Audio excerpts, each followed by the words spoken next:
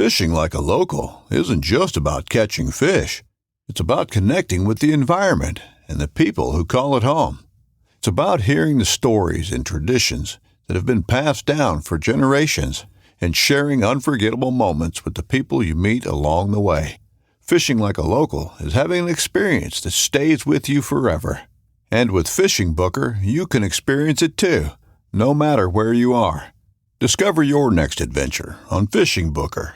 Hunting boots are a critical component of any successful hunt. Whether walking a short distance to your blind or trudging miles through rugged terrain, your feet are carrying the load. Without the right boots, you could give up early and lose out on that trophy just over the ridge. At Midway USA, we make selecting boots for your next hunt easier. With just a few clicks of a mouse, you can decide on what's important, like waterproofing, insulation, size, width, and savings.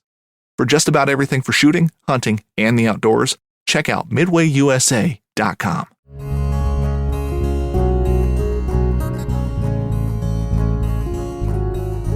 Welcome to the Casting Across Fly Fishing Podcast. I'm Matthew of CastingAcross.com, where I explore the quarry and culture of fly fishing. This is episode 154, and this week we're going to take our treatment of the stages of the fisherman, something that you have inevitably heard about as you have been in and around angling. But before we get to that, I wanted to actually start the episode talking about who is sponsoring the podcast this week, and that is X-Chair. The reality is you spend a lot of time in your chair, maybe even more time than you think. You might think you get up, that you move around, that you're relatively active, but if you have a job that is on or around a desk, you are in your desk chair a lot. It actually might get the most time of anything else in your life besides your bed.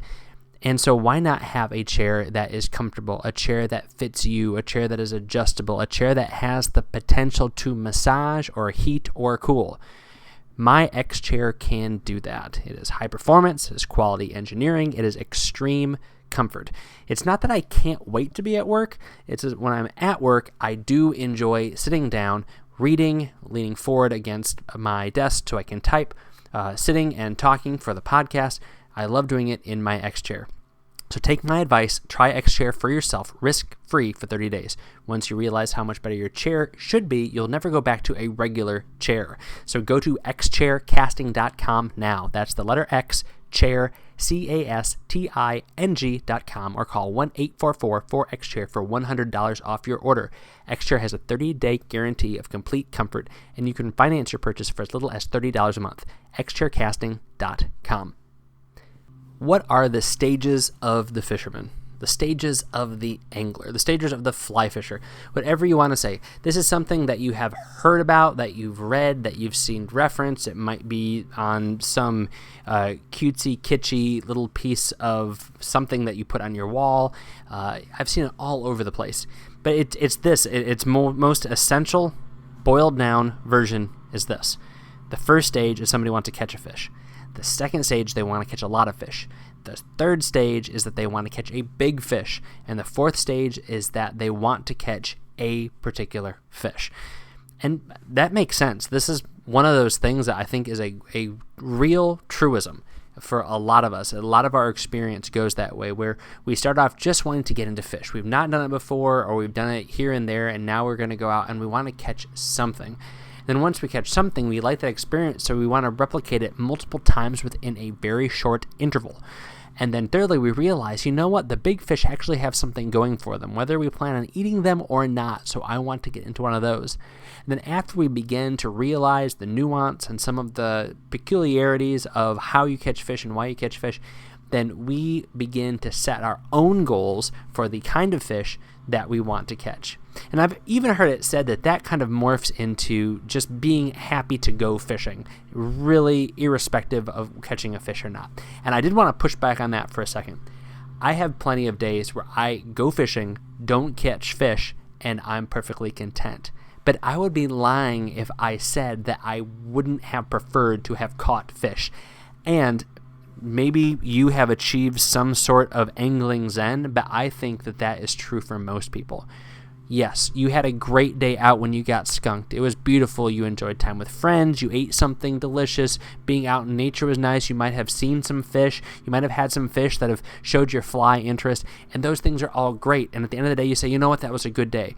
But if that was a good day, would it not have been a good day plus a little bit more had you have caught a fish? So I am not trying to rain on anyone's parade who's having a great time being outdoors, fishing, and not catching a fish, but let's not delude ourselves. We want to catch something. It doesn't have to be the biggest fish, it doesn't have to be dozens of fish, but we want to catch something. That's why we go out. There's a lot of other reasons why we go out, but that is at its core why we go out. If you weren't into fishing and trying to catch a fish, then you would go kayaking, then you'd go canoeing, then you'd go bird watching, then you'd go hiking, then you would do any number of other things that would get you all of those peripheral benefits of going fishing without the fish. So again, I don't want to cast aspersions on anybody who has a great time outside and gets skunked, but let's not say that it would not be a better day if we caught a fish. So again, the stages. Catch a fish, catch lots of fish, catch a big fish, catch that one fish. Now, this is something that I did a little bit of research on, not a ton, but online, and then going through some books that I have, and I can't find where this whole idea started. If this was some Field and Stream author at the beginning of the 20th century, or if this goes back much, much further to some angling English author that was published and republished in the colonies, or whatever it may be. I'm not sure. If you can trace the origins of this scheme, of this paradigm, let me know. Matthew@castingacross.com. That's a cool little project. But I didn't feel like going into that much detail to talk about what I wanted to talk about, which is the fourth stage in the process. I think that the fourth stage is where a lot of us are if we've been fishing for any period of time. I seem to feel, I don't seem to feel, I feel, let's not mitigate words here. I feel that most people who consider themselves engaged in angling are past the lot of fish, past the big fish. And if they have found themselves listening to fly fishing podcasts, they find themselves reading fishing books, if they find themselves kind of in the culture of fly fishing, they've probably arrived at that fourth stage. But that doesn't mean that they don't go backwards, and that's no qualitative judgment statement. That is simply the reality of it. They go backwards and they appreciate that we appreciate on a certain day catching a big fish, on a certain day catching a lot of fish, and on a certain day catching just fish. I know that there's some days where I just want a palate cleanser, and as fun as it is to go out and cast into a pond, I want to catch a bluegill. I want to feel the bluegill pulling at my leader at the end of my line, making the fly rod move. That is what I desire. And it doesn't have to be the biggest bluegill. It doesn't have to be the first of a dozen bluegill. I just want a bluegill. And so I think the interesting thing about that fourth stage, again, the fourth stage being catching the fish that you want to catch, is that really is just a more nuanced perspective on the first, second, or third stage. And you just have a lot of other experiences that go into it, that build up to it, that add to it. So let me ask you, where are you?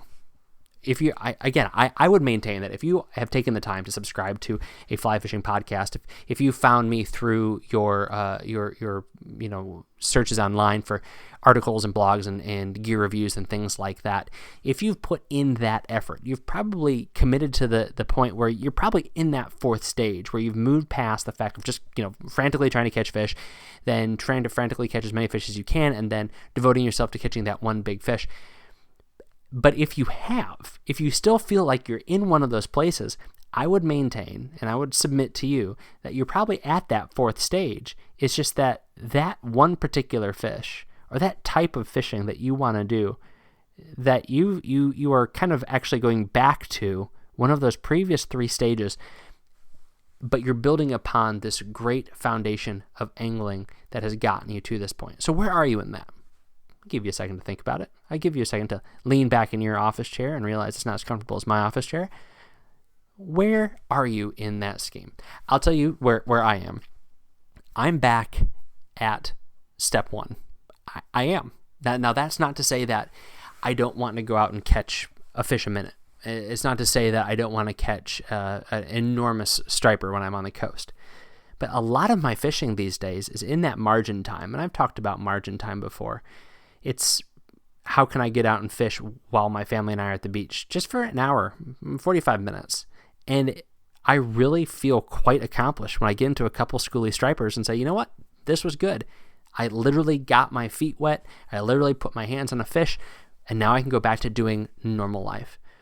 It means if I'm driving from point A to point B for work and I have a 10-minute interval, I could stop and do a little bit more work, or I could just fish for 10 minutes, keep a rod in the back of the car rigged up, and you know what? Try to find a fish in a spot where I don't know if there's a fish or not. I'm casting, I enjoy that, but why am I casting? And why am I enjoying my casting? Because I know there's the possibility and the potential to get into a fish. And so it's not necessarily the big fish. It's not necessarily the quantity of fish. If anything, it's how can I catch a fish that kind of seamlessly fits into my life? I just want to catch a fish. And so that's kind of where I am. I'll give you a quick story. So there's a swamp kind of close to where I work, close to the church where I work. And it always kind of sticks in the back of my mind, like, this is a place that should have brook trout. And so what have I done? I've scoured historical records. Have people fished here in this town? Yeah, they have. And what are some of the names of the roads around this little marsh? There's Trout Road, and there's, Brook Street, and there's Salmon Avenue, and all that sort of stuff. And you think, okay. So, people had an awareness of this. And then I cross-reference that with some maps that come from organizations like the Eastern Brook Trout Joint Venture and Trout Unlimited and things like that. And I look and say, okay, they have done sometime in the last 10 years some screening and inventory work, and they say there are some traces of brook trout in this area.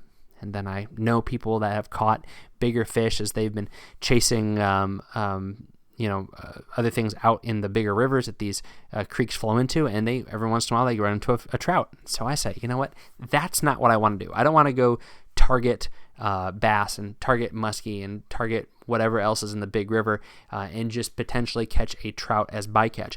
I want to catch the trout that is inhabiting these smaller creeks that flow into this marsh or flow out of this marsh. And so that becomes kind of my white whale. That's a lot of energy and effort in between my ears compared to driving to one of the tailwaters in central or western Massachusetts and getting into a lot of 14, 16, 18-inch trout that may even be wild. So that takes energy, but that's an energy that's a lot harder for me these days. I might get out to do that every once in a while, but for where I am with my job, which is a very good job, it's a job that I love, but it's a very consuming job. With 4 kids, which is fantastic. I wouldn't trade that for the world. With my friends and my other responsibilities that I have in my life, it's a lot easier for me to spend my night clicking on my computer and on my phone and trying to figure out where I might find some sort of remnant population of brook trout, like a little swamp in a suburban town, and then maybe take 15 minutes, 25 minutes, an hour to walk around there, investigate, and see what I can get into. For me, at my stage of angling, that is something that I absolutely enjoy. I don't feel like I'm being shorted. I don't feel like I'm not fishing. But to be consistent with what I've said, would I prefer to fish more? Absolutely. But it's about prioritization. And I've arrived where, if you are maybe moving up that scale from the first, just catch a fish, second, catch lots of fish, third, catch a big fish. If I'm in one of those other stages, then maybe my pursuit right now wouldn't be as fulfilling and I wouldn't enjoy it as much. And so that's where I can confidently say, in this arbitrary scheme, this totally man-made synthetic structure that we kind of adhere to and we talk about, that I'm in that 4th place because I'm completely content to do that. But of course, that's basically just a fancy reiteration of that first stage. Just catch a fish. I'll give you another example. Catching a big fish. I am all about native fish. This is something that I think I'll probably explore sometime here in a podcast coming up. But, trout get so much publicity, and I love trout. I love brook trout, and I really, really, really like brown trout. Rainbow trout and we have a relationship that is, it's totally fine, but nothing too exciting. But I love brook trout, and I really, really like wild brown trout. But there's a lot of fish that don't have the glamour and the sex appeal of trout that are worth pursuing. I'll give you one example of how that third stage, catching the big fish, played out in this way. I used to own property in New Hampshire, and there was a tiny creek in it, and I caught bluegill in it, but they were teeny tiny, and I have no clue how they got in there. And they weren't bluegill, to be fair. They were some sort of nondescript sunfish, probably green sunfish, if I were to be honest with you. But there were fall fish, and fall fish are native to this area. And fall fish, it's a big minnow, but they can get big. And honestly, like for their size, they fight probably harder than trout, which that might sound blasphemous and sacrilegious, but it's true. A 14-inch fall fish, it's got a whole lot more mass and meat to it. Muscularly speaking, it is broader than a trout. So, I've hooked into 14-inch fall fish that have risen to my fly and taken it down deep, and I think, oh my goodness, this is a great trout. And then it comes close, and it's this giant shiny scales. And I've not caught anything that big up here in New England, but down in Virginia, I've caught some very big fall fish on spring creeks. And you turn your nose up initially, but then you realize, well, what am I trying to catch? A stocked rainbow trout or this fall fish that is supposed to be here? So in my little creek in my property in New Hampshire, that became one of my pursuits. How big of a fall fish can I catch? 4-inch, 6-inch, 8-inch fall fish. And you're holding the thing and you look at it, like, it is ugly as sin. It smells a little bit. It's a little bit greasy, but you know what? This fish is supposed to be here.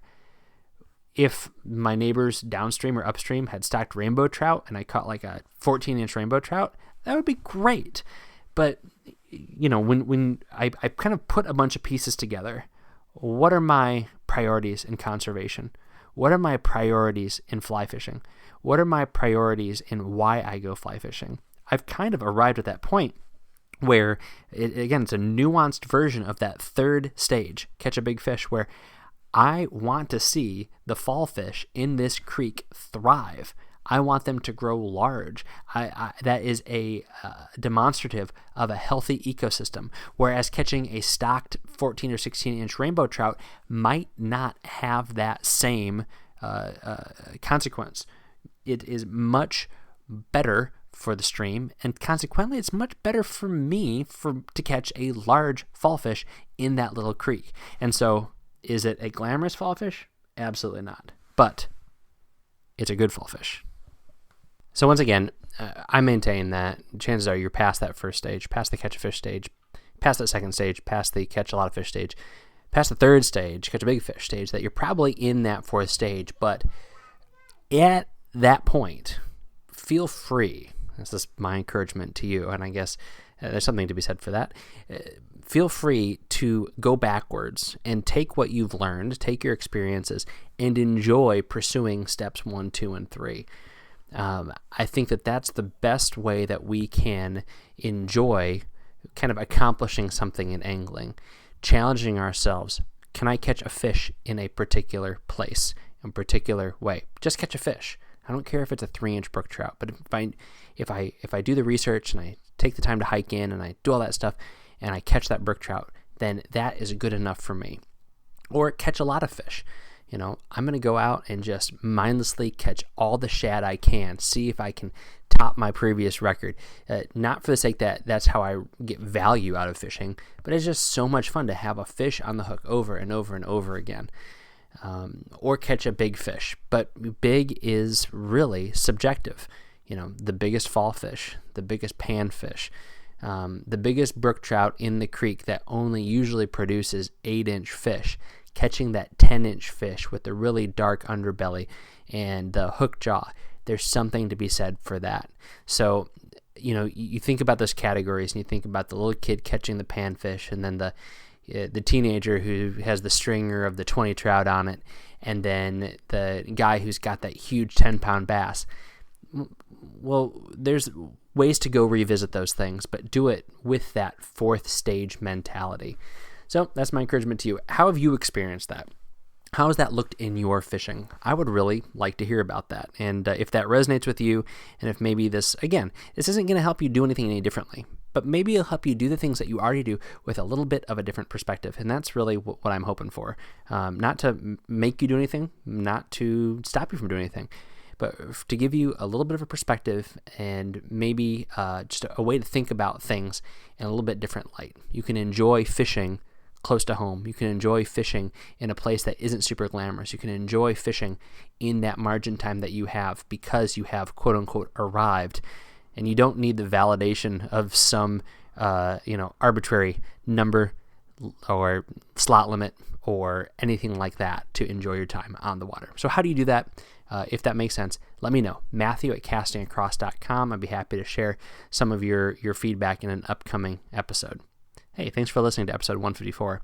I appreciate it. Hopefully this, again, has been helpful. This week on castingacross.com, the very first article of this week, there was too many of them. There's two of them, in fact. But the very first one, Kate, was called The Closing Day Sabbath.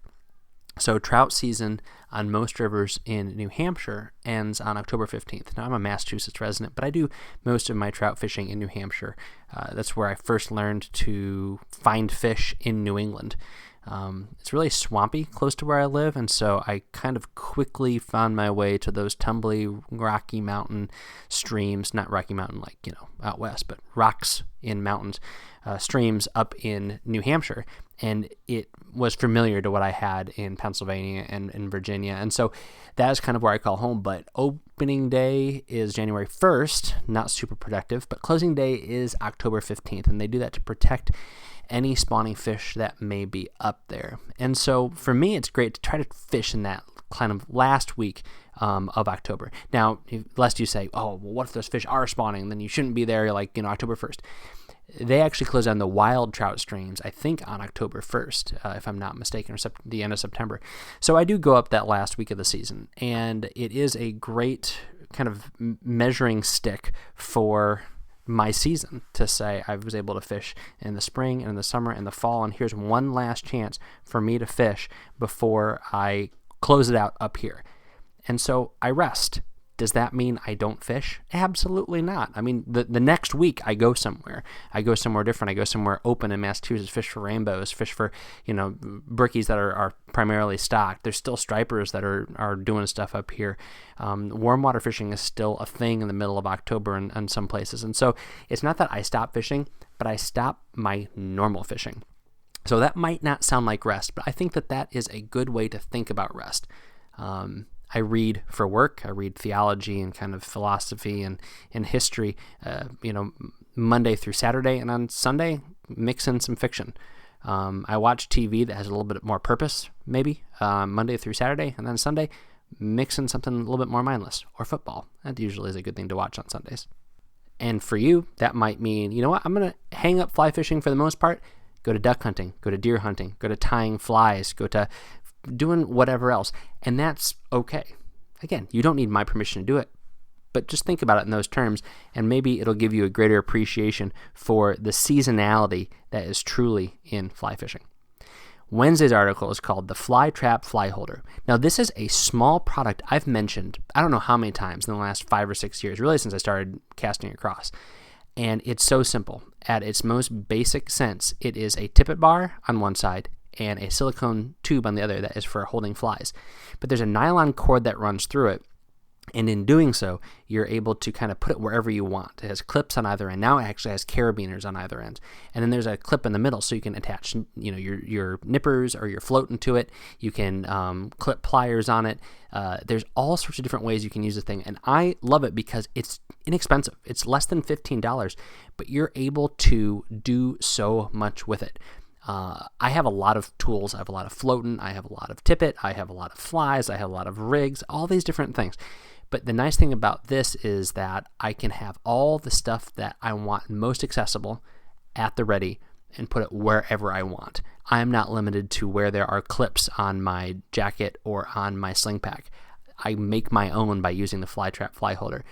And it's just a great, versatile little piece of equipment. I mean, I get no kickback from them. I don't think that it does anything revolutionary, but what it does well, and it does it for so cheap. So I love this product. I love people who are inventive and who have problem solving behind what they try to do, and who are involved in the thing they're selling themselves. And the folks behind the fly trap, they fish all the time. Transition into this week's recommendation: the fly trap fly holder, the XLT. It's the newest model, and what's awesome is that the thing has been improved probably 3 or 4 times in these last 5 years. It went from having kind of plastic clips to having bungee cords, and now it has real deal carabiners. I mean, you're not going to want to climb with the thing, but they allow for you to put it in a lot of places very, very easily. And again, it's under $15, and that's the thing that I just love about it. I'm not trying to sell you on a $100 pair of nippers, like I've gotten some heat for in the past for doing. But I would really suggest you check this out. Now, they don't sell them direct right now. You go to your fly shop, which is a really cool model. But if you can't find it at your fly shop, first of all, ask for it, because this is a great point of sale thing for someone to have 4 or 5 of these sitting at the countertop, one all rigged up for display. There's no way that these things wouldn't sell out on a continual basis. So if you are at a fly shop, definitely recommend it or suggest it. But if you can't, there's plenty of online fly shops that carry it. So it's called the Fly Trap Fly Holder. I will put a link to the Fly Trap Fly Holder's placeholder page on this show's page on castingacross.com. And if you have any questions about it, how do I use it, where I put it, why I think it's so great, let me know. Matthew at castingacross.com. Thanks for listening to the Casting Across Fly Fishing Podcast. Please subscribe in your favorite podcast app and rate the podcast in iTunes. Then head over to castingacross.com for 3 posts a week on the people, places, and things that go into the pursuit of fish.